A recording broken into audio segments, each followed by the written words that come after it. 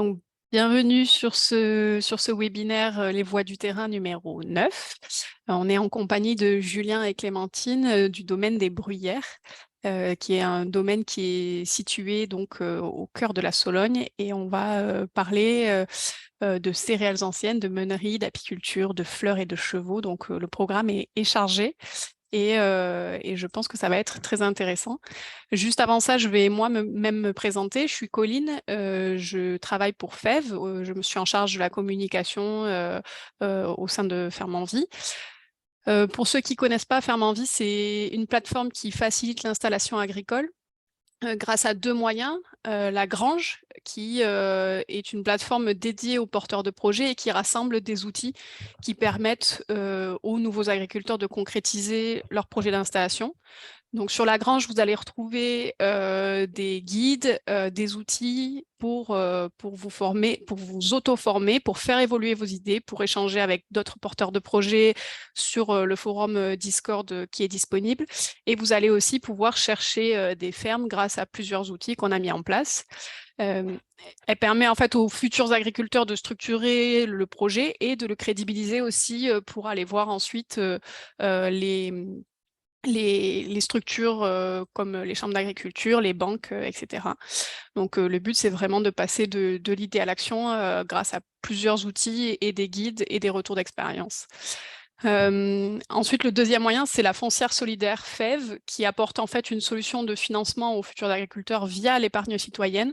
Donc beaucoup d'entre vous vont connaître Terre de Liens. La principale différence, c'est que chez FEV, en fait, il y a une option d'achat. Donc ça veut dire que l'agriculteur, on va lui mettre à disposition sous forme de loyer pendant 7 ans, et au bout de 7 ans, il pourra racheter son exploitation s'ils le souhaitent. Donc, grâce à la foncière, en fait, les citoyens ils vont investir dans un actif qui est tangible, à savoir la terre agricole, qui est peu risqué et qui permet en même temps de financer du coup des fermes agroécologiques partout en France. Donc, ça permet aux agriculteurs aussi d'avoir un dossier qui est plus crédible pour aller voir les banques aussi, parce que en fait, on va arriver en support financier et on aura étudié et fait des prévisionnels financiers avec eux pour justement financer cette partie foncière qui coûte souvent très cher et qui est le premier frein à l'installation pour les nouveaux agriculteurs. Donc nous, on a créé FEV en partant des constats justement du problème de renouvellement des générations, du fait qu'il y a énormément, presque 50% d'agriculteurs qui vont partir à la retraite dans les 10 prochaines années. Et donc, c'est très important de soutenir la nouvelle génération d'agriculteurs. Et donc voilà, c'est pour ça qu'on organise souvent aussi les voix du terrain, ce webinaire, avec des fermes qui ne sont pas financées par FEV, mais qui sont des fermes inspirantes, qui sont partout en France et qui sont sur différents modèles. Et le but, c'est d'inspirer et d'étendre les vocations. Alors, on va passer du coup, laisser la parole aux intervenants du jour. Donc merci Clémentine et Julien d'être avec nous aujourd'hui. Je suis très contente de vous avoir. Pour moi, c'est un peu spécial puisqu'on se connaît depuis un petit moment maintenant. Et donc, je suis très contente qu'ils puissent nous partager leur expérience aujourd'hui, sachant que c'est vraiment un domaine que je trouve intéressant. Et Julien fait partie des personnes qui m'ont donné la passion pour l'agriculture. Donc, voilà. Merci d'être avec nous tous les deux. On va commencer du coup par la présentation des bruyères, si vous voulez bien juste nous situer un peu où est-ce que c'est et ce que vous y faites. D'accord, ok. Bonjour à tous. Du coup, alors on n'est pas vraiment complètement au cœur de la Sologne. On est en bord de Sologne. On est dans le Loiret. J'ai vu qu'il y avait quelqu'un du Loiret.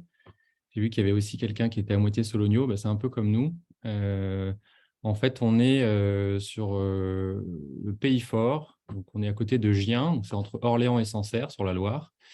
Et alors, je précise que ce n'est pas complètement au cœur de la Sologne, parce que la Sologne, c'est quand même des sols très particuliers avec beaucoup de sable, dans lesquels c'est quand même plus compliqué de cultiver. Nous, on est plutôt sur des terres de plateaux fortes avec des argiles et des limons. Donc, je me suis installé en 2019 sur 16 hectares. Et là, on a aujourd'hui 133 hectares de SAU, donc ça a augmenté très vite. Donc, je pense qu'on aura aussi l'occasion de parler du dimensionnement du projet et puis du changement d'échelle comme ça qui peut arriver. Et puis, on a une trentaine d'hectares de forêt je le précise parce que on fait du BRF pour les champs, donc du bois ramial fragmenté pour augmenter le taux de carbone. Et puis parce que on plante 10 km de haies. Et puis on a fait beaucoup d'autoconstruction avec le bois de la forêt parce qu'on a la chance d'avoir une scierie. Donc, on est sur des ateliers. Donc, moi, je suis paysan meunier. Donc, ça veut dire que je moue sur des moulins à meule de pierre des céréales qui sont cultivées par nous-mêmes sur la ferme. Je suis également apiculteur. Alors là, c'est plus par passion, donc avec une vingtaine de ruches. Bon, ça augmente chaque année, avec des abeilles qui se portent très bien parce qu'on a des cultures soit sous des couverts avec de la luzerne ou du trèfle, soit en association, par exemple, avec de la févrole, donc beaucoup de légumineuses intéressantes pour les abeilles. Et puis, Clémentine, ma compagne, qui se lance dans les chevaux. Oui, donc bonjour à tous. Donc moi, je suis arrivée un petit peu plus tard, il y a 2 ans, donc ici au domaine des Bruyères. Et j'ai commencé par y mettre quelques fleurs. Et donc, je suis une passionnée de chevaux. J'étais propriétaire, donc je suis propriétaire de 2 chevaux.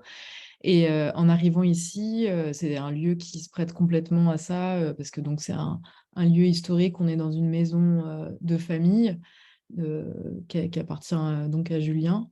Et donc, il se trouve qu'il y avait déjà des écuries qu'on a pu restaurer et donc y remettre des chevaux. Parce qu'historiquement, il y avait déjà donc des chevaux ici et donc on a remis des chevaux. Et c'est ça qui est beau, du coup, c'était la partie justement, le fait que malgré le fait que tu sois arrivé un petit peu après, ça s'imprégnait complètement dans le lieu, ça s'intégrait complètement dans le lieu qui était fait pour ça, en fait. Ouais. C'est vrai.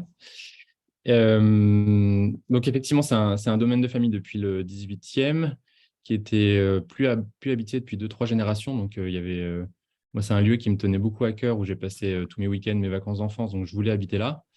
Mais je ne suis pas issu du monde agricole. Donc, ça, c'est important aussi de préciser. Peut-être qu'il y a pas mal de gens qui ne sont pas issus du monde agricole désormais, notamment chez Efev, qui veulent s'installer. Donc, 30 secondes sur nos parcours d'avant aussi pour qu'on sache. Du coup, moi, j'ai travaillé dans un fonds d'investissement, j'ai travaillé dans un cabinet de conseil en fusion de banque, j'ai travaillé dans les télécoms. Et donc, comme disait Philippe Lose, le fabricant de mon moulin, j'étais mal parti dans la vie. Et puis du coup, quand je me suis installé ici, il fallait absolument faire un projet sur... c'était des métiers que je ne pouvais plus exercer ici. On est dans une zone très rurale. La grosse ville à côté, elle fait 15 000 habitants. C'est aussi un changement, ça. On n'est pas très loin de Paris. On est à 150 km de Paris. Donc, ça permet aussi d'avoir un bassin économique quand même. Mais bon, pour sortir au cinéma, ça fait plus loin. Mais en tout cas, c'est vrai que c'est un lieu qui existait déjà, mais il y avait beaucoup de travaux. Donc, il y avait quand même beaucoup d'investissements à faire.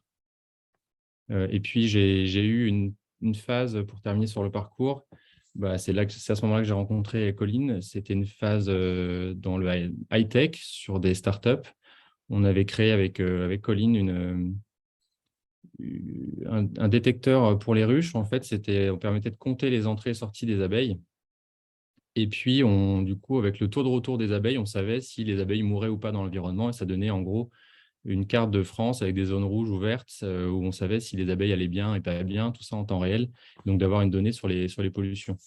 Et en fait, c'est vrai que donc on a travaillé 2 ans comme des fous là-dessus et c'était une grosse désillusion parce que finalement, je me suis engagé dans cette startup comme je me suis engagé en agriculture pour participer à changer les choses.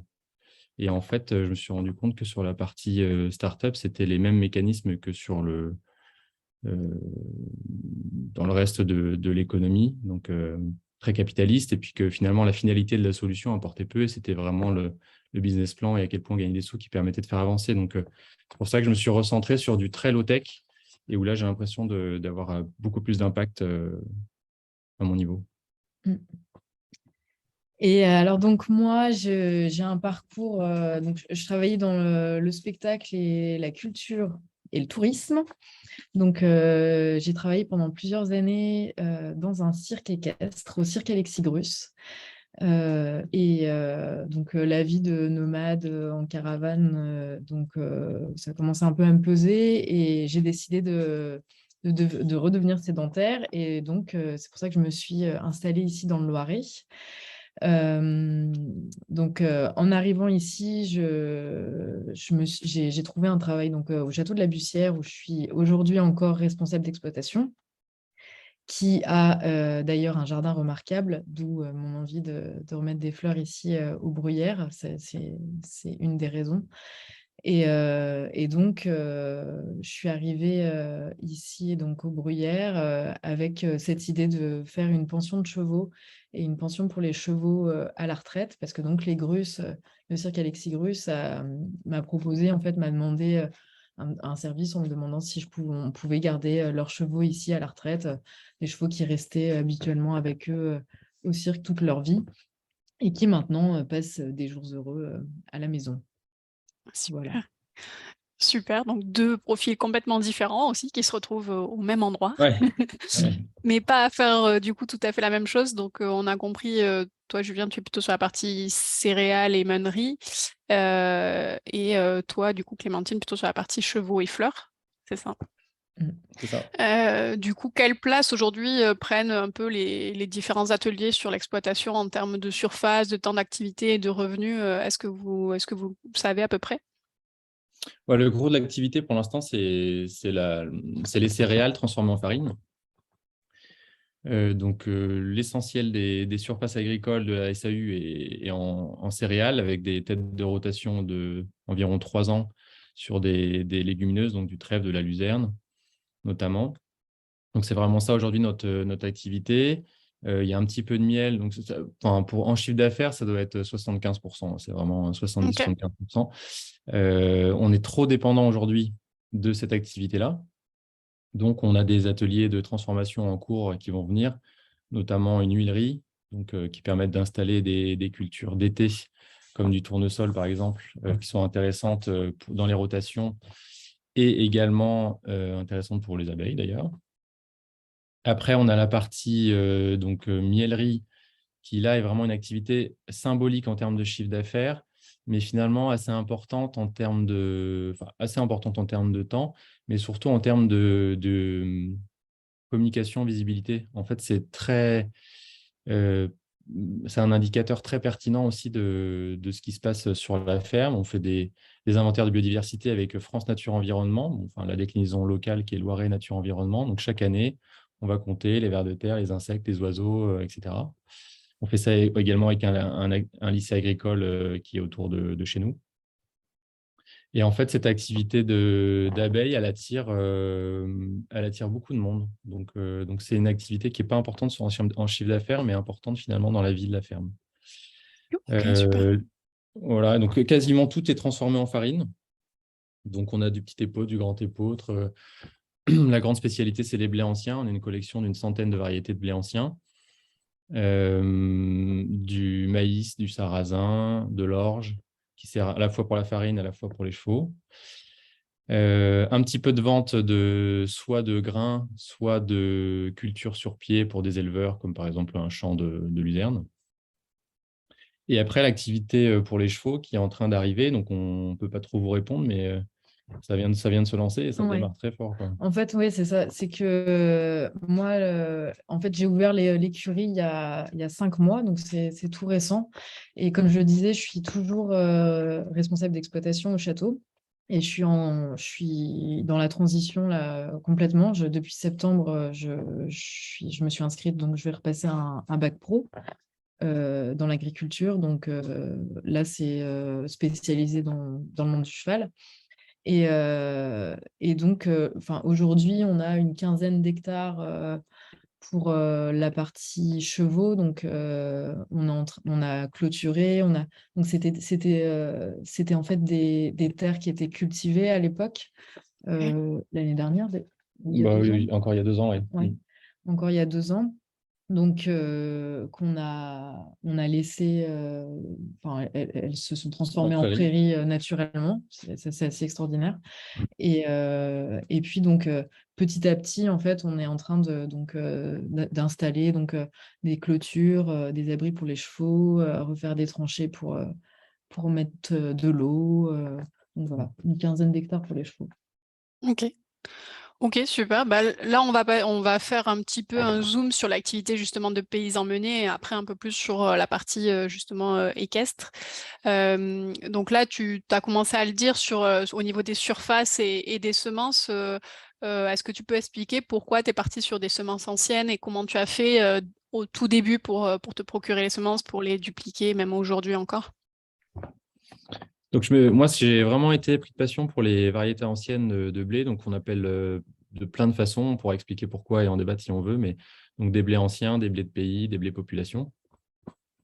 Donc, on peut les voir sur la photo de gauche. Donc, moi, je suis pas très grand, mais je fais 1,76 m. Donc, c'est quand même assez rare de voir des blés qui dépassent des hommes. Donc, c'était alors un aspect agronomique et un aspect santé qui m'intéressait beaucoup dans ces blés-là. Donc, sur l'aspect agronomique, ça fait beaucoup de paille parce que donc on peut voir les hauteurs de paille qu'il y avait. Donc, sur cet aspect-là, j'ai hérité de terres très dégradées en termes de matière organique. Donc, on est à moins de 2% sur toutes les surfaces, sauf sur une petite parcelle qui était justement en prairie permanente, qui touche les autres champs et qui est à 4,5% de matière organique, alors que la parcelle d'à côté, elle est tombée à 1,90. Et donc ça, c'est quand même un des gros enjeux de la culture en agroécologie, donc de rendre une terre au moins aussi bien qu'on l'a reçue, et puis peut-être même mieux. Donc les blés anciens participent complètement à ça. Il ne faut pas non plus négliger le fait que c'est des blés qui sont très bien adaptés au bio. Donc, un des gros problèmes du bio, c'est l'enherbement, donc avec ce qu'on appelle les adventices, donc les mauvaises herbes, entre guillemets. Et ces blés-là, en fait, sont ultra concurrentiels. Ils poussent tellement plus haut et plus vite que les autres. Alors, tous les blés poussent plus vite que les adventices en termes de somme des températures. Mais ceux-là, avec la hauteur qu'ils atteignent, en fait, finissent par étouffer les végétaux concurrents. Et donc, en bio, c'est quand même, surtout quand on commence et qu'on a conscience qu'on ne maîtrise pas toute la technique, toutes les connaissances, c'est quand même une assurance d'y arriver. Après, c'est des blés qui ont des potentiels de rendement beaucoup plus faibles. Donc, quand je me suis lancé, je faisais 12 à 15 quintaux hectares. C'est des blés qui ont un potentiel, ça s'est amélioré depuis. Et c'est quand on fait 25 quintaux hectares, on est content avec ces blés. Pour donner Comparé à combien voilà. de quintaux sur du blé classique? Sur des blés classiques, on va être dans notre région à aller à 60-70 quintaux. Ok. Après, on n'est pas très loin non plus de la Beauce. C'est là, donc ils sont à plus de 100 quintaux. Donc, ce n'est pas du tout les mêmes rendements. Donc, il faut voir ça, quoi. Et après, ce qui m'intéressait beaucoup, c'est le côté santé, bonne bouffe. C'est-à-dire, donc si on a autant de variétés, c'est parce qu'on a des boulangers qui aiment bien travailler certaines variétés et que ça fait un pain qui a un goût différent. Et ça, c'est quelque chose qui m'a toujours étonné dans le pays du fromage, du vin et du pain, que finalement, on a fait un travail incroyable sur les origines, en tout cas les aires de production de la vigne avec des cépages différents en fonction des AOC des régions. Et puis également sur le fromage, mais pas du tout sur le pain. On mange le même pain à Toulouse, Marseille et Lille. Et ça, c'est fou, alors qu'on a un pays avec des terroirs très variés. Ici, sur la ferme, on est donc 133 hectares, très bien, enfin quand même pas mal regroupés. On a des parcelles argileuses, des parcelles limoneuses et des parcelles un peu plus sableuses. Et ben, on ne va pas y mettre les mêmes blés. Ils n'ont pas les mêmes comportements. Et du coup, ça ne fait pas le même goût non plus. Et là-dessus, on est épaulé par l'INRA. Donc là, on peut voir une photo, justement. Donc l'INRA nous aide à la fois à entretenir les parcelles d'essai de toutes les variétés anciennes, mais surtout à analyser ces blés-là. Par exemple, la dernière étude qu'ils ont sortie, c'est que alors là, c'était sur les pâtes qu'on avait fait avec des blés anciens, il y avait 50% de vitamines et de minéraux en plus que sur des pâtes du commerce conventionnel. Et donc ça nous permet, nous, de ne pas passer pour des des doux rêveurs et d'avoir des chiffres à mettre derrière et expliquer aussi que c'est important pour la santé, quoi. Donc, tu as moins de rendement à l'hectare, mais par contre, tu le valorises derrière d'une façon bien meilleure pour la santé. La valorisation du produit derrière, elle se fait mieux. Oui, c'est sûr. On va dire en ordre de grandeur, tu fais du blé, tu vas le vendre 1, tu fais du blé bio, tu vas le vendre 2, tu fais du blé bio ancien, tu vas le vendre 4 ou 5, et tu fais du pain, tu vas le vendre 10 ou 20.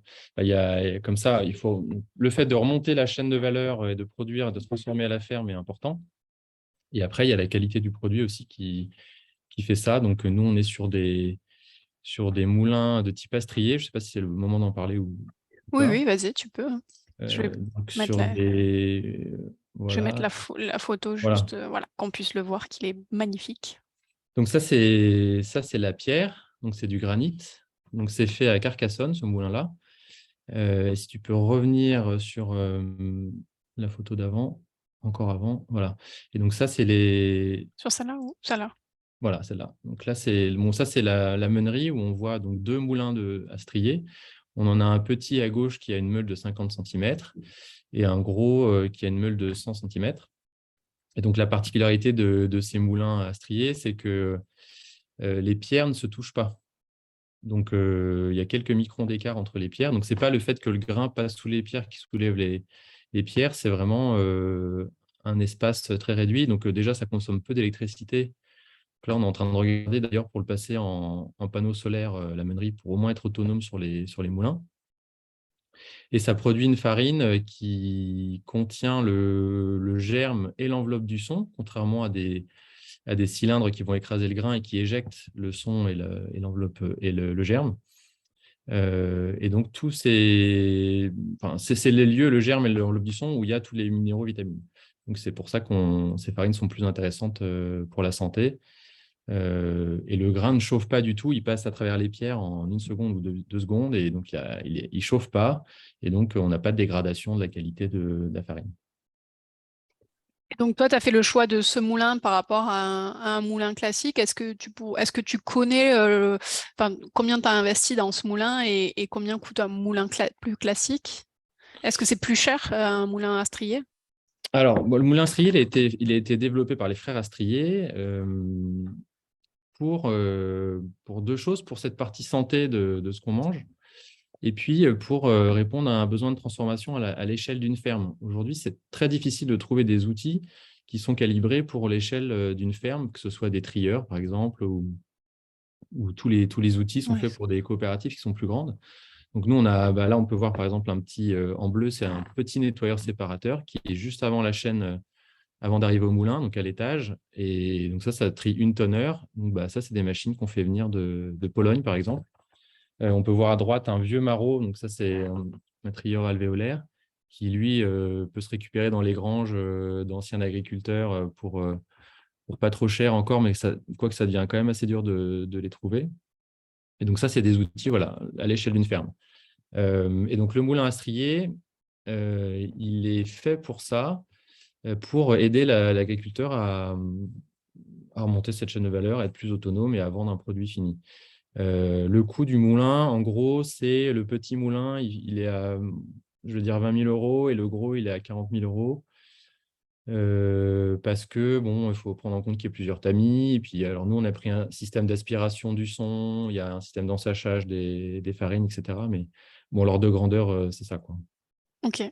Et tu connais l'ordre de grandeur pour un moulin classique, on va dire? Est-ce que c'est à peu près pareil ou vraiment ça... Alors sur une ferme, il n'y aura jamais de moulin classique. C'est-à-dire, Ok. tu peux trouver d'autres moulins à meule de pierre, d'autres façons de faire, notamment les moulins du Tyrol. Ok.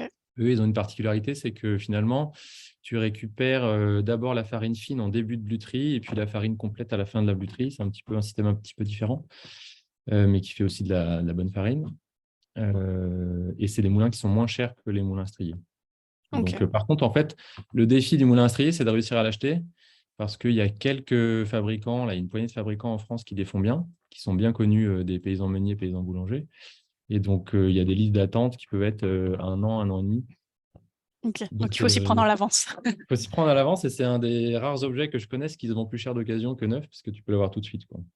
Ah oui, d'accord, ok. Donc, c'est intéressant. Mm. D'accord, et du coup, donc avec ce moulin et avec ton installation, quel type de farine tu produis et aujourd'hui, quels sont tes circuits de commercialisation? Donc, on produit des farines blanches jusqu'aux farines intégrales. Donc, c'est ce qu'on appelle les T, T65, T80, T130, T150. En fait, le T, c'est le taux de sang dans ta farine. Donc, si tu brûles 1 kilo de farine T80, tu vas te retrouver avec 80 grammes de sang. En gros, c'est ça. C'est vraiment la finesse. Donc, nous, on passe tous nos céréales dessus. Là, on passe même de la févrole, voilà, du maïs. Finalement, on peut faire des farines avec beaucoup de choses. L'orge, on avait trop d'orge pour les chevaux. On a de la demande de farine d'orge. Ok, Et après, c'est beaucoup, beaucoup distribué. 3/4 du chiffre d'affaires de la meunerie, c'est des boulangers. Et ça, c'est pas négligeable parce que on ne va pas vendre de la farine de la même façon à des boulangers qu'à des particuliers. Déjà, souvent, les particuliers veulent des farines plus fines. Mine de rien, ça diminue un petit peu le rendement de ton moulin. Et puis surtout, faire des farines pour une biocop, là, les paquets qu'on voit derrière partent pour 2 biocopes à côté de chez nous. Faire des paquets d'1 kilo quand tu as des commandes de 500 paquets d'1 kilo, C'est très long. soit tu passes tes nuits, tu appelles tes amis ou ta famille, ouais, soit tu commences à t'équiper d'une chaîne, mais c'est tout de suite un investissement. Alors qu'un boulanger, ça va être des sacs de 25 kilos, qui est le format qui sort dans la chaîne naturelle d'ensachage du moulin. Et c'est beaucoup plus facile à vendre, en fait. Et en ok, réalité, nous, on a la chance d'être pas loin de Paris. Donc, on vend à des boulangeries à Bourges, Orléans, mais surtout Paris. Et puis dans notre village, quand même. Et en fait, on les vend quasiment au même prix si tu ramènes au kilo les farines pour les boulangers que pour les farines qu'on fait pour les biocopes. ok, d'accord. Oui, donc en fait, c'est plus intéressant effectivement de le faire en grosse quantité, quoi. Et juste, je voulais revenir sur la photo précédente parce que toi, tu travailles en bio et donc tu as eu plusieurs déboires sur la partie justement agroécologique, on va dire, et traitement de savoir, en fait, t'as dû faire pas mal de tests et il y en a certains qui ont été bons, certains un peu mauvais. Juste, est-ce que tu peux expliquer sur cette photo ce que vous avez mis Ouais, en place? ça, c'est vraiment le truc incroyable de ce métier, c'est que tu as des emmerdes à l'infini. Mais c'est des bons trucs, tu comprends des choses. Mais en fait, c'est infini. Et alors, la bonne nouvelle, c'est qu'ils arrivent au fur et à mesure. Tu n'as pas tout d'un coup. Sinon, c'est compliqué. Mhm. Le temps que tu t'organises, le temps que tu comprennes. Là, la photo qu'on peut voir, c'est du traitement avec donc du blé avant de semer, avec du vinaigre blanc pour lutter contre la carie. Euh, Tu le peux vinaigre expliquer blanc, ce c'est qu'est la plutôt... carie juste pour ceux Donc, qui la carie, connaissent ça pas? va être un champignon qui va se mettre sur ton blé. Tu t'en aperçois pas forcément. Et quand tu moissonnes, tu vas te retrouver avec du noir sur le grain et une odeur un peu de poisson pourri, désagréable.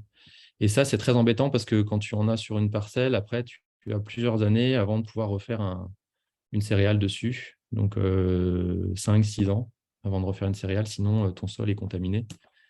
Donc bon, le vinaigre blanc, c'est un traitement plutôt préventif quand tu as un petit peu de sport.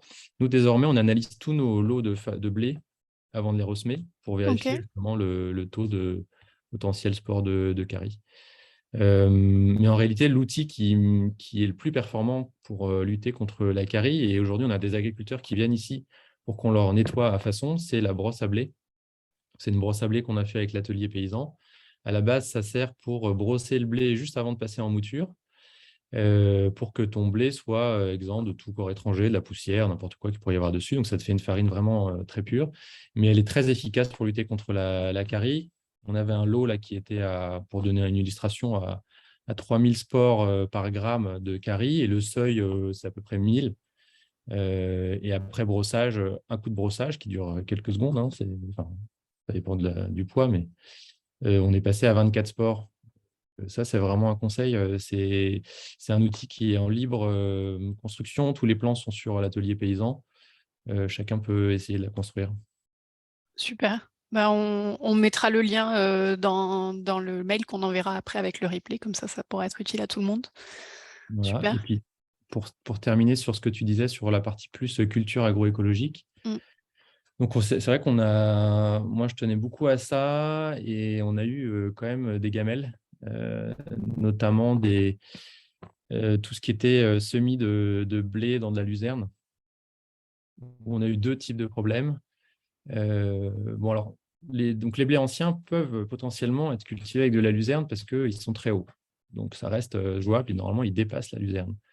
Sauf que, premier problème qu'on a eu, c'est une luzerne du printemps même avec un blé semé à l'automne. Je rentre un petit peu en plus technique, mais quand on a voulu le récolter, on s'est retrouvé pile au moment où le blé était mûr, pile au moment où la luzerne faisait ses graines. C'est des petits tortillons verts dans lesquels il y a des graines. Et ça, c'est exactement le même poids et le même calibre qu'un grain de blé quand c'est sec. Et du coup, en fait, on a perdu toute la récolte parce que le blé qui était à son taux d'humidité qui va bien, à 13-14, en quelques heures, en une nuit, il est passé à 40% d'humidité, tout Ok. redonné par la luzerne parce qu'on n'a pas réussi à la trier. Donc ça, c'était compliqué. Et la deuxième chose qui nous est arrivée, c'était une luzerne qui avait 2 ans et demi, 3 ans quasiment. Et là, en fait, tous les blés étaient magnifiques jusqu'à les 3 semaines avant la récolte. Et puis, donc, je rentre dans le champ pour moissonner et je vois rien qui monte dans la batteuse. Et en fait, euh, tous les grains avaient été mangés par les mulots. Donc ça, c'est vraiment quelque chose que je n'avais pas imaginé. Il y avait quand même 10 hectares de blé ancien que tu passes des années à multiplier. Donc, là, c'est le coup dur parce que les mulots, en fait, pendant 3 ans, sans travail du sol, sans labour, sans déchômage, rien, à l'abri des rapaces, on a pas mal de rapaces ici, des buses notamment. Et en fait, ils étaient bien planqués, ils se sont multipliés de fou et ils ont fini par manger les grains mûrs à la récolte, quoi. Ok. Quelle solution t'as trouvé par rapport à ça pour les mulots? Eh ben, je fais plus de semis dans la luzerne. Voilà. Non, mais c'est vrai, hein, Non, non, mais oui, mais c'est important de dire ce genre de mésaventures parce que ça pourrait être quelque chose qui pourrait être testé. mais j'ai fait plein de tests, hein. Par exemple, on a fait donc, soit du semi-direct, soit on a fait du déchômage parce qu'on ne va pas forcément acheter un semoir de semi-direct dès le début. Quoique ce n'est pas le plus cher, on en a trouvé des pas trop chers. Mais... Donc tu déchaumes, donc c'est-à-dire un travail superficiel du sol avec soit des disques, soit des petites dents. Là. Et donc, tu as l'impression que ton champ, il n'y a plus de luzerne et que c'est de la terre et tu sèmes normalement. Et en fait, c'était volontaire, on n'a pas détruit les pivots des racines des luzernes. Et en réalité, la luzerne, elle a repoussé comme si on n'avait rien fait. Donc, c'est très, très, très présent. Donc, on a essayé différentes variétés de luzerne, même des luzernes Nudel qui sont censées être plus courtes et tout. Franchement, c'est très compliqué. Ça dépend de son sol, ça dépend de plein de choses. Mais nous, ça nous a fait prendre un risque qui a pesé cher finalement dans le bilan économique de l'année, parce que c'était des variétés population de blé, c'était celui qu'on vendait le plus. Donc, on s'est retrouvé avec un manque à gagner très fort sur 10 hectares. Donc, Ok. c'était avec le recul une prise de risque trop forte. D'accord. Ok. Super intéressant, merci. Du coup, donc là, vous avez parlé, donc on a fait la partie meunerie et j'ai vu que Thomas avait posé des questions, je les poserai après. Vous avez parlé un peu de la complémentarité avec les céréales et les chevaux en les nourrissant à l'orge, etc. Aujourd'hui, c'est quoi la place des animaux justement sur le domaine peut-être Clémentine, c'est toi qui t'en Alors, occupe un peu comme tu plus. dis, donc quand j'ai mis des chevaux ici au Bruyère, donc Julien était très content, mais il était aussi un peu inquiet parce que comme on est en bio, du coup, il fallait que les chevaux mangent bio eux aussi.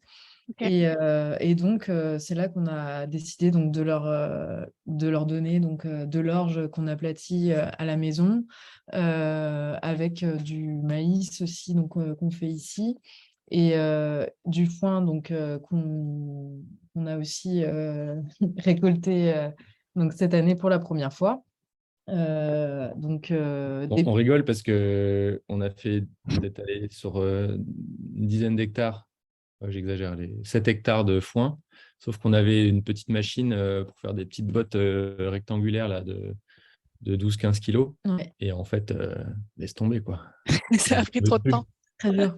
il y en a des milliers des bottes et c'est horrible. Ok. Ouais. Mais bon, après coup, c'est très pratique. Du coup, donc voilà, donc, les chevaux sont des chevaux qui mangent bio. Et donc, le fumier qu'on récupérera aide aussi, là tu peux en parler peut-être plutôt toi. Ouais, c'est vrai que le fumier de cheval, c'est un taux de C sur N, donc c'est-à-dire un taux de carbone sur azote très élevé, donc qui ramène pas mal de carbone sur la parcelle. C'est intéressant. Aujourd'hui, on n'a pas assez de chevaux par rapport à nos surfaces agricoles, ça c'est sûr. Donc c'est un effet long terme par contre, hein. Là, on est vraiment, quand on va parler d'agroécologie, on est vraiment sur du long terme. Il ne faut pas s'attendre à avoir des résultats. Nous, on avait des résultats très, très compliqués la première année, soit sur les terres qu'on avait récupérées, qu'on a passées en conversion bio. Tu prends une terre qui a été en non bio pendant des années, des décennies, et que tu passes d'un seul coup en bio, Mm. c'est catastrophique, quoi. Tu as toutes les pires plantes qui arrivent, enfin les pires plantes. Le sol réagit pour lutter les effets. Donc, on avait beaucoup de chardon, notamment, qui, lui, avec sa grosse racine pivotante, il est là pour casser les semelles de labour. Il est là aussi pour libérer des éléments qui étaient prisonniers dans le sol, comme le phosphore. Donc, c'est le sol qui veut se remettre dans son état neutre, de bonne santé. Mais au début, il faut prendre en compte ces éléments-là. Si vous rachetez des champs qui ne sont pas bio, qui n'étaient pas cultivés, en tout cas avec des pratiques, avec des légumineuses, par exemple, il ne faut pas s'attendre à faire des gros rendements au début. Moi, on a fait un business plan, on partait sur 12 quintaux hectares et c'est ça qui s'est passé, hein. Et donc, et puis la partie donc, qui aidera aussi, où on est en complémentarité avec Julien, c'est qu'on a donc cette partie chevaux où là aujourd'hui j'ai ouvert donc une pension de chevaux à la retraite, mais pas que. On a donc des propriétaires qui viennent monter leurs chevaux à la maison. On fait des travaux pour pouvoir travailler nos différents chevaux. Et on va aussi faire donc de la traction animale. Donc aujourd'hui, on a des chevaux de selle, mais on a pour projet donc d'acheter des chevaux lourds, des chevaux de trait, et qui nous permettra donc de travailler les champs de Julien, enfin quelques champs, quelques parcelles avec nos chevaux. Donc moi, je suis cavalière, mais je travaille aussi les longues graines et je vais me former à partir de 2023, début d'année 2023, à la traction animale. Ok. Et aussi avec donc savoir comment travailler avec les différents outils, savoir aussi pourquoi pas construire nous-mêmes nos outils et donc aller voir un peu tout ça. Donc, c'est une autre formation que la formation que tu fais actuellement, c'est une formation Oui. complémentaire. C'est ça. En fait, la formation que je fais aujourd'hui, le bac pro, c'est pour me permettre de toucher la DJA, D'accord. des jeunes agriculteurs.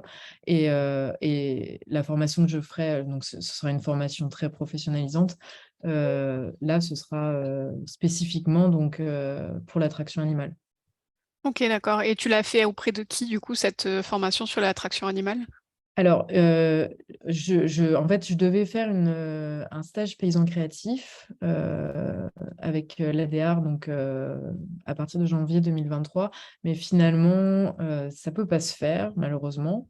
Donc, je vais voir en fait, avec Pôle emploi pour avoir une formation dans ce sens-là. Et ce sera avec des personnes qui travaillent dans le Loiret, en fait, qui font de l'attraction dans le Loiret, ou alors vers Reims, où là, c'est une famille qui travaille comme ça depuis plusieurs générations et qui construisent eux-mêmes leurs outils, leurs différents outils. Ok, donc c'est pas si facile que ça à trouver, mais il y en a quand même pas mal qui font de la traction animale, du coup. Ouais, il y en a quelques-uns. Mais c'est vrai que c'est pas simple. Enfin, en tout cas, en formation en tant que telle, c'est vrai que faut bien chercher. Il y a certains agriculteurs, beaucoup d'anciens, hein, qui travaillent Ouais, encore comme ça, mais c'est en train de se démocratiser. Ouais. ok. Donc Bah, c'est un mot important aussi là-dessus, de. si je peux. Ouais. Ouais. Pardon, Colline, c'est que quand on parle de traction animale, souvent les gens rigolent. Et en fait, c'est Pourquoi, du coup? parce que tu imagines 133 hectares avec des chevaux et tu te dis, bah, on va y arriver.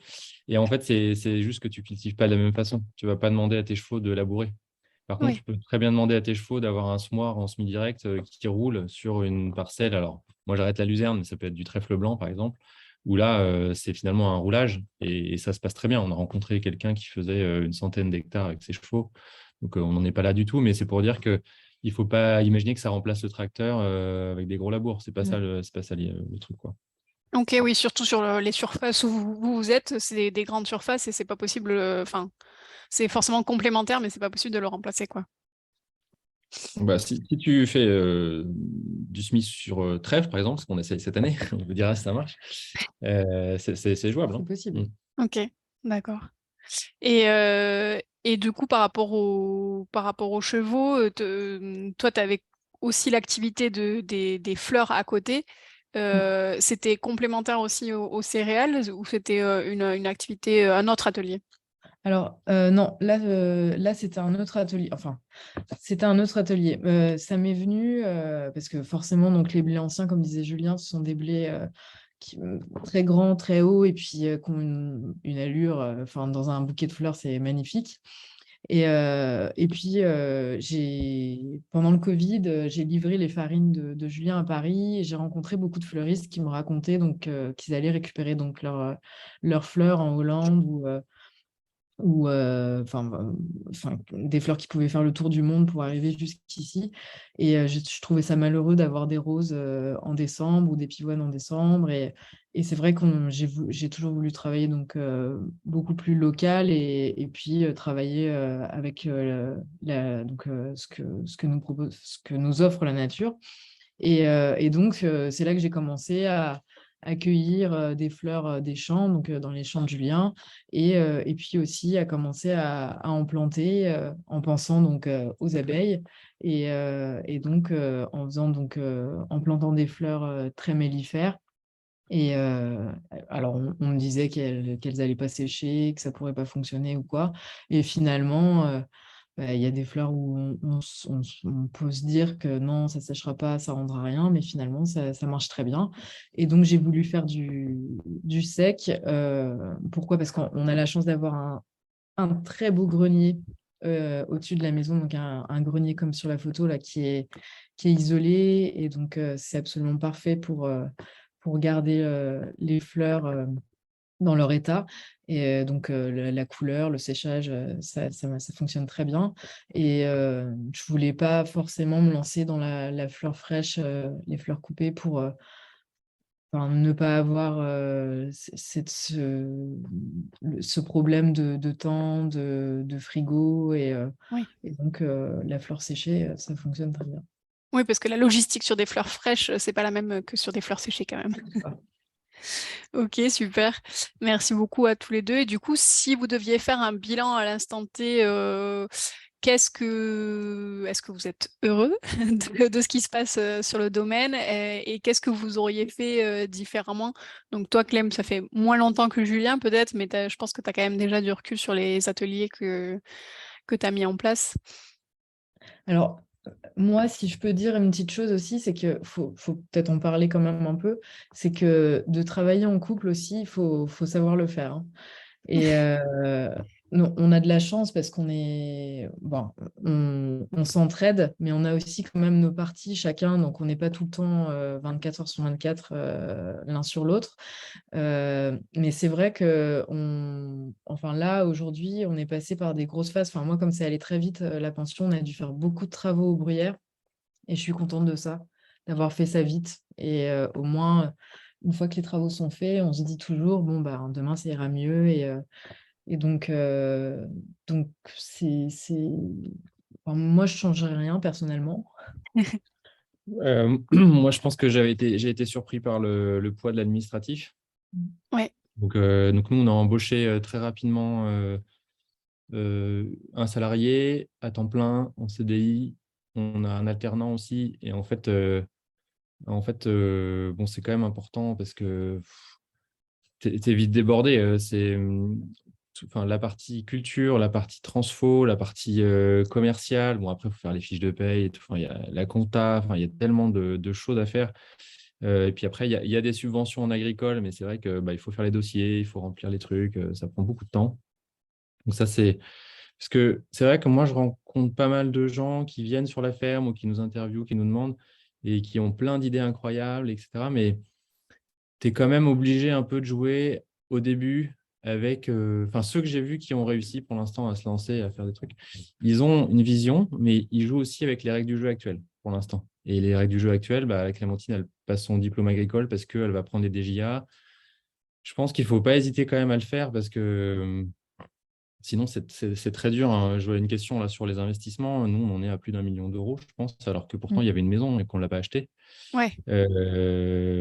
Donc, c'est quand même énorme. Donc, il faut être bon dans l'administratif quand même, il faut être organisé. Ça, c'est la partie qui m'a le plus surpris. Après, ce qui est aussi au début, tu te dis, surtout si tu es jeune et en pleine forme, tu te dis, mais attends, mais ça passera, ça passe, ça passe. Et en fait, tu vois des gens qui montent des installations, ils sont au seau, ils prennent un seau, ils mettent dans un trieur, sortis, ils reprennent le seau, ils mettent dans le deuxième trieur, après ils vont à l'humidificateur. Enfin, tu peux pas, quoi. Tu te fais mal au dos en 2 ans, t'es mort. Donc il faut quand même bien réfléchir à sa chaîne de production, de convoyage de son grain. C'est pour pas se casser parce que c'est sûr, hein, quand on se lance, on a plein d'énergie. Surtout si on est deux, on dit que ça va passer. Et en fait, il faut en tout cas avoir des délais pour se dire à partir de telle date, ça doit être plus automatisé ou quoi. Et une chose qui a été compliquée pour nous, c'était le changement d'échelle. Donc, je me suis lancé sur 16 hectares. Et puis, en 2 ans, il y avait 133 hectares. Et ben, c'est pareil, ce n'est pas les mêmes outils, ce n'est pas les mêmes machines, ce n'est pas la même façon de transporter ton grain. Donc, il faut garder un outil quand même assez évolutif et essayer de se projeter, quoi. Et il faut être malin, il faut faire attention parce que sinon, tout est très cher en ce moment, toutes les machines. Donc, il faut... Voilà, enfin, le conseil, c'est de... Nous, on a la chance d'être bien entouré aussi par deux, on les appelle les Alains, parce que c'est 2 Alains qui étaient un agriculteur ancien qui connaît parfaitement les terres, et puis un qui était plutôt électricien, qui nous donne des sacrés coups de main. On a eu des woofers qui sont venus nous aider. Enfin, il faut se faire aider, il ne faut pas avoir peur de demander de l'aide. Les amis, ouais. Ouais, il ne faut pas sous-estimer la charge de travail sur le long terme. Et là, on le voit avec un agriculteur qu'on a installé avec Fève sur la ferme de Cussac. Gabriel, il est dans les travaux. Et comme tu disais, les travaux, c'est quand même, ça pèse aussi parce qu'en fait, tu as l'impression que tu vas t'installer et que ça va être génial et que tu vas être dessus dans ton activité d'agriculteur. Et en fait, tu as toute la partie administrative et travaux qui est aussi à prendre en compte pour le moral et pour la vie Ouais, de l'entreprise, quoi. exactement. Et puis moi, j'ai l'impression que ça fait 10 fois que je dis, bon, une fois que ça s'est fait, c'est bon, on est tranquille. Ça, c'est Et en vrai. fait, tu as toujours un truc derrière. Et c'est vrai que vous avez été bien entouré. Au final, le Covid vous a pas mal aidé parce que vous aviez eu des personnes qui étaient venues sur la ferme à ce moment-là. La farine a pris une envolée aussi, donc ça vous avait permis au début de vendre, de vous faire connaître, quoi. Et donc Oui. c'était intéressant. Il y a un gros enjeu sur l'agricole, hein. Moi, ça fait partie des choses pourquoi je fais ça. C'est-à-dire, tu t'occupes du climat, tu t'occupes de la souveraineté alimentaire, tu t'occupes de la santé des gens. Enfin, c'est vraiment un métier que je trouve important, alors qu'il a été les gens ont été beaucoup dénigrés dans les générations précédentes sur la partie agricole.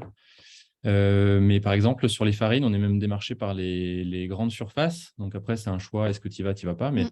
en tout cas, pas parce qu'ils s'intéressaient à nos produits bio, en réalité, on le sait très bien, mais parce qu'ils s'intéressaient à la disponibilité du produit. Ouais. Quand ils se sont rendus compte que quand on fermait les frontières, il n'y avait plus de paquets de farine dans leur rayon, ils se sont Mm. dit, tiens, 5 km, il y a un producteur qui en fait. Ça ne m'intéresse pas vraiment, en fait, son bio et sa meule de pierre, mais en vrai, j'aurais des produits à proposer à mes clients. Mm. Oui, après, comme tu dis, c'est des choix aussi à faire sur les circuits de commercialisation. Merci à tous les deux. Juste, on va passer, il reste quelques minutes, mais on va passer aux questions. Il y avait Thomas qui avait des questions un peu plus techniques sur la partie des blés. Où est-ce que vous avez récupéré vos premières semences? Est-ce un mélange de blé? Conseillez-vous un mélange avec des blés bio plus classiques pour en avoir en avoir assez la première année?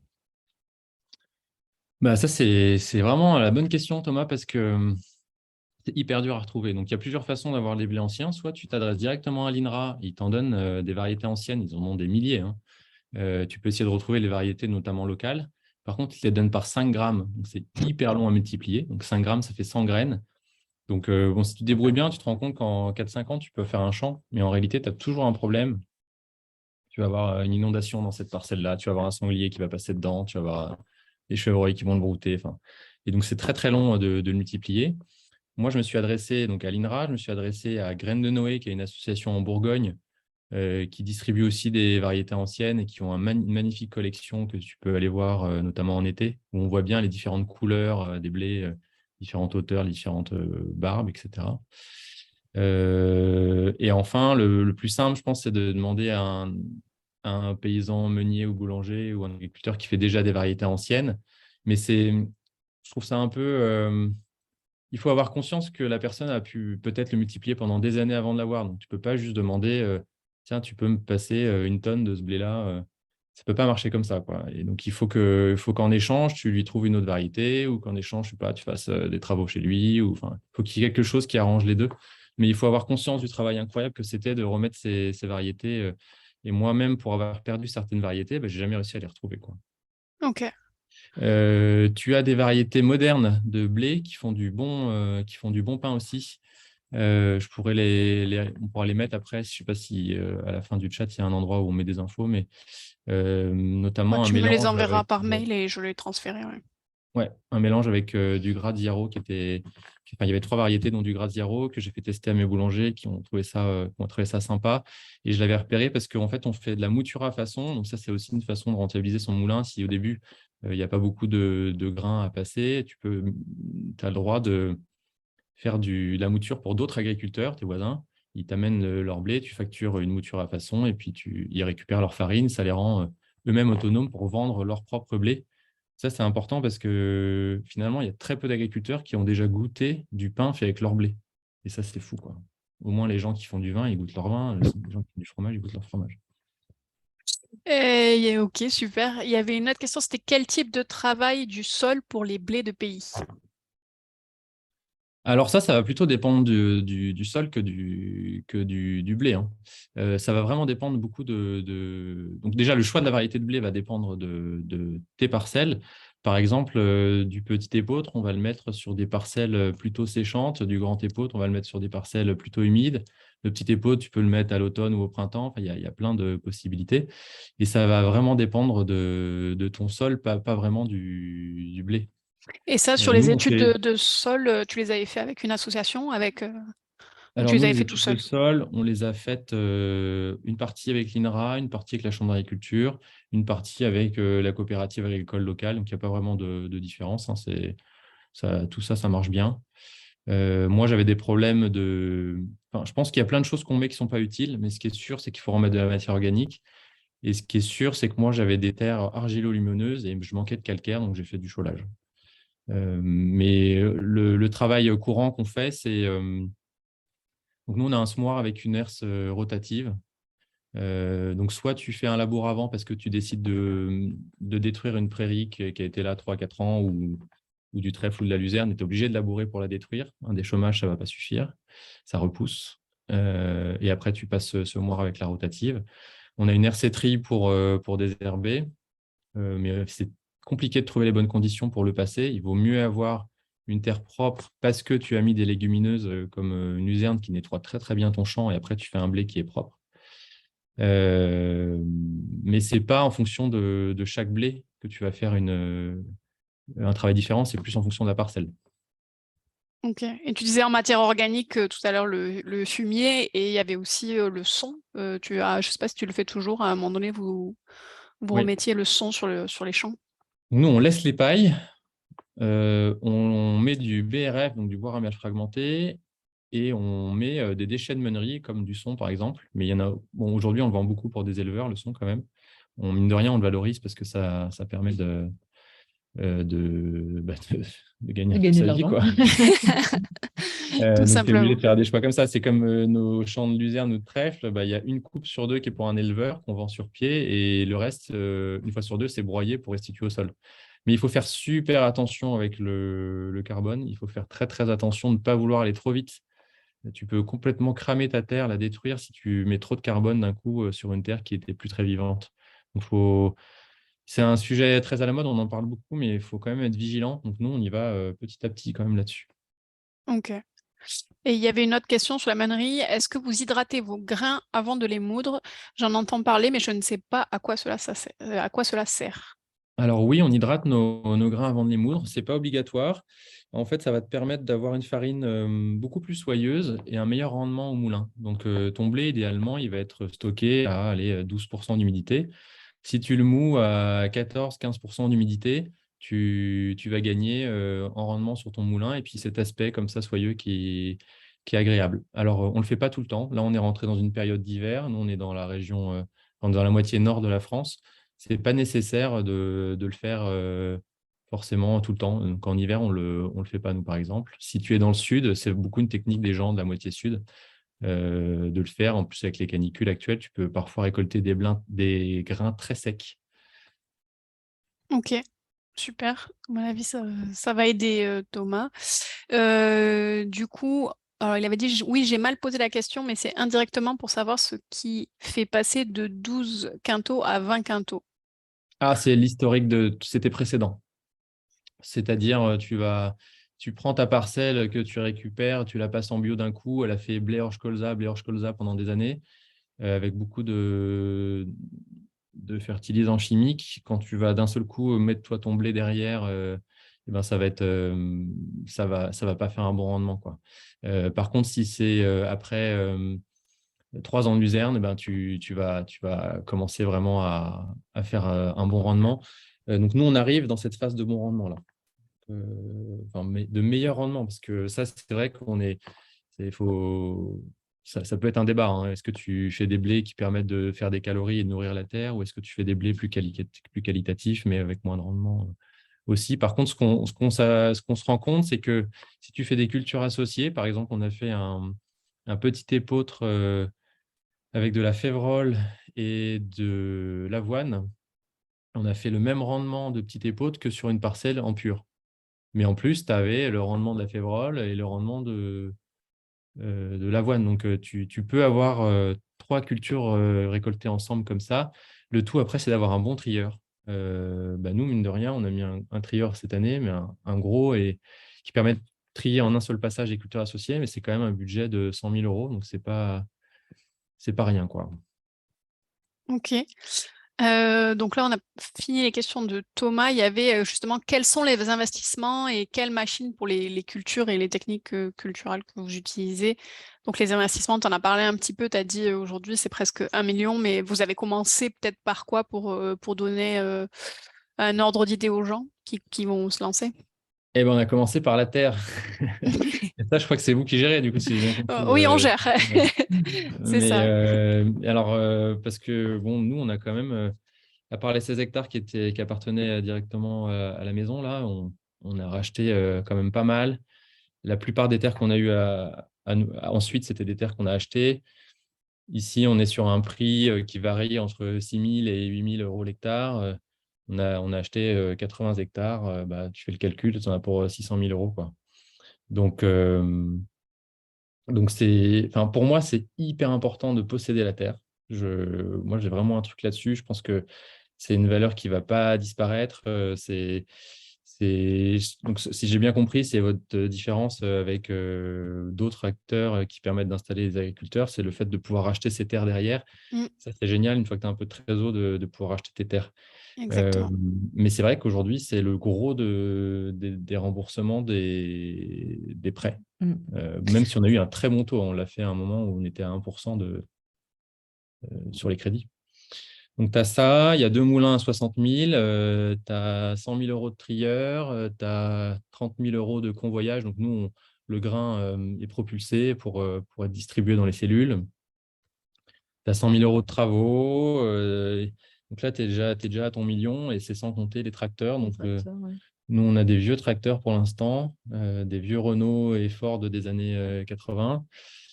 Bon, ça passe, mais c'est vrai que ça se coupe un peu dans les champs. Il y a donc, il y a pas de capex d'investissement parce que tu n'as pas acheté ton tracteur. Par contre, tu as toujours des réparations.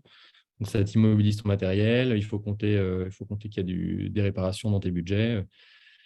Voilà.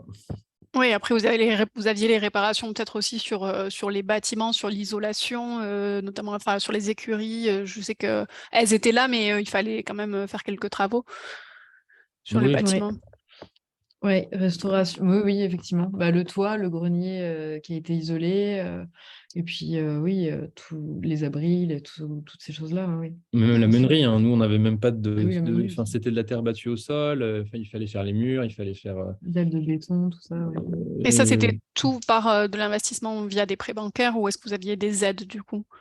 Enfin, je sais qu'on a posté alors, le guide sur les aides à l'installation agricole, mais peut-être qu'il y en avait d'autres que vous avez alors, nous, pour sollicité. résumer, les aides qui nous ont plus aidé, c'est les aides pays, hyper concrets, hyper rapides, sur des thèmes. En ce moment, c'est beaucoup sur l'autonomie des fermes, transformation des fermes. Donc, ça, c'est vraiment une piste à activer tout de suite. Donc, ça s'appelle les aides pays. Tu as bien sûr la PAC, mais donc elle vient juste de changer, la PAC. Donc, notamment, on perd nos aides au maintien bio. Bon, c'est remplacé par autre chose, mais voilà. Donc, et après, on avait les dossiers organisés par la région. Mince, comment ça s'appelle? Enfin bref, c'est des dossiers qui sont sur des thèmes aussi. Donc, quand il y a le thème qui nous plaît, il faut y aller. Mais c'est des dossiers plus longs à remplir que les aides pays. Voilà. Ok, vous faites de la veille sur ça ou c'est un conseiller qui vous dit, Oui, qui il vous dit, faut les deux. Il faut se mettre sur des groupes donc de distribution. Donc, nous, on est au Gabor et à l'Ardéar. Donc, il y a régulièrement des nouvelles. Et puis, comme ça, on est au courant. Puis après, une fois qu'on connaît les interlocuteurs, on peut de temps en temps leur demander en disant, bah voilà, j'ai ça comme projet, est-ce qu'il y a quelque chose qui pourrait correspondre? Mais il faut faire attention parce que on va te dire, bon, si en plus tu es jeune agriculteur, si en plus tu es en bio, ça peut monter jusqu'à 40% voire plus des fois d'aide, mais il ne faut pas oublier qu'il y a quand même 50% à payer toi. Mm. Donc, ah oui, il faut quand même, c'est sûr que c'est intéressant de le faire, mais il faut quand même le prévoir. Et après, tu as deux choix quand tu fais les travaux, c'est soit tu les fais toi-même, soit tu investis. Mais il ne faut pas surestimer la capacité qu'on peut faire nous-mêmes quand même. oui, tu as envie de les faire toi-même parce que t'as pas trop d'argent, mais en même temps, il faut pas te cramer non plus pour le reste Ouais. de l'activité, quoi. Ok. Alors juste, il y avait une dernière question sur les blés anciens, de savoir si on pouvait les cultiver en milieu tropical. Ah. Eh ben, je ne sais pas répondre. Ce Ok. que je sais, c'est que… non, je ne sais pas répondre. Je ne sais Ok. pas. En Bah, fait, enfin, je te dis ce que j'ai en tête. Pourquoi je dis je ne sais pas répondre? C'est que notamment les blés anciens, surtout ceux qui sont avant 1830, des croisements après avec les blés anglais, les blés ukrainiens, ont des besoins de vernalisation. Donc, deux. ça veut dire qu'il faut des températures froides et Ok, négatives, d'accord. sinon ils ne vont jamais faire leur grain. Donc ça, c'est hyper intéressant pour ceux, par exemple, qui veulent faire des semis très précoces. Parce que même si tu les mets tôt, tant qu'il n'y aura pas de froid, ils ne vont pas faire leur grain. Mais par contre, il y a d'autres blés qui n'ont pas besoin. Par exemple, le petit épeautre, on l'a mis au printemps, il a poussé. Donc, il n'y a pas de raison que ça ne pousse pas sur les zones tropicales. Ok. Bon, bah, Nathanaël, peut-être à compléter, à voir si c'est possible. Super, ben, on arrive à la fin du webinaire. On a dépassé un petit peu, mais c'était parce que c'était intéressant. Je sais que vous avez peut-être besoin d'une aide particulière sur le site internet. S'il y a quelqu'un qui veut vous aider à le mettre à jour, voilà, s'il y a une personne, sinon vous pouvez les contacter en tout cas on a mis vos Instagram et le site dans le chat. S'ils ont d'autres questions, je pense qu'ils peuvent vous contacter aussi.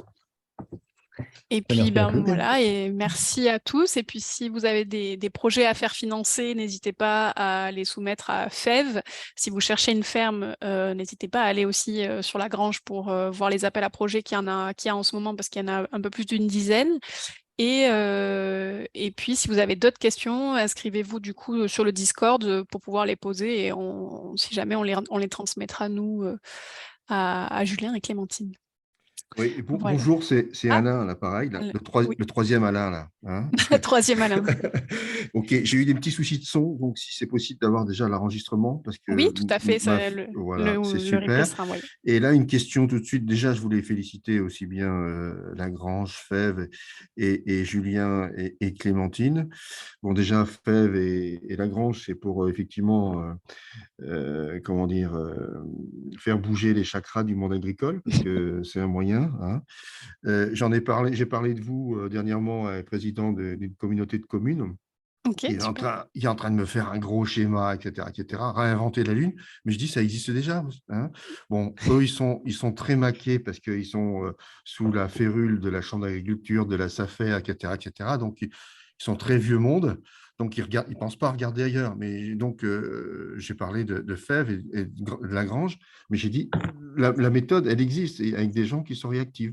Donc, je dis, si vous avez un projet sur votre communauté de communes, là, je vous mets en rapport et puis on peut avancer ensemble sur le projet, quoi. Bon, voilà, ça, Super. c'est une première chose. Je voulais dire à Julien que pour un gars qui vient du monde de la finance ou du conseil, etc., je trouve que il est connecté, quoi. Je veux dire, il y a des agriculteurs qui en savent pas du tout plus. Hein,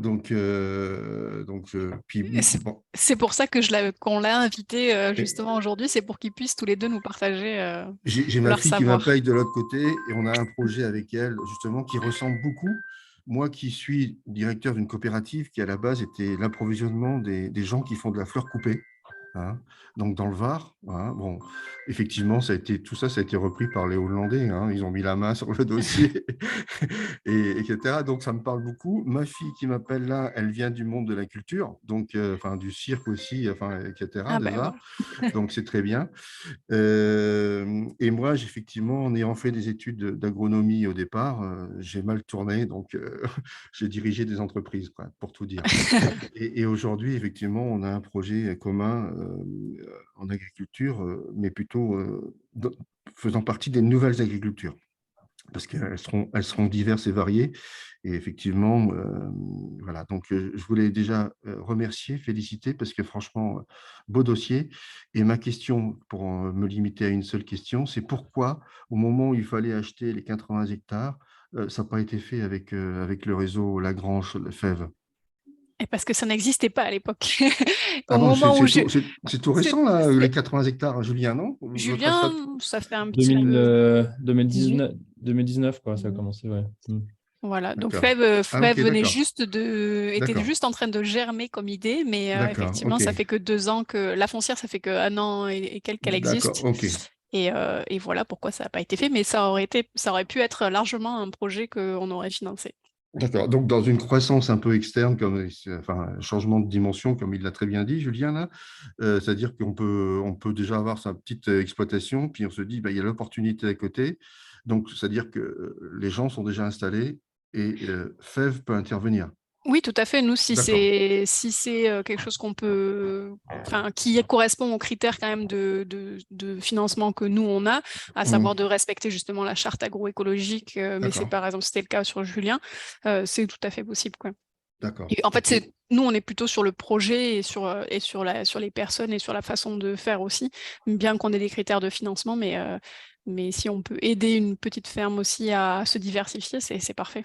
D'accord.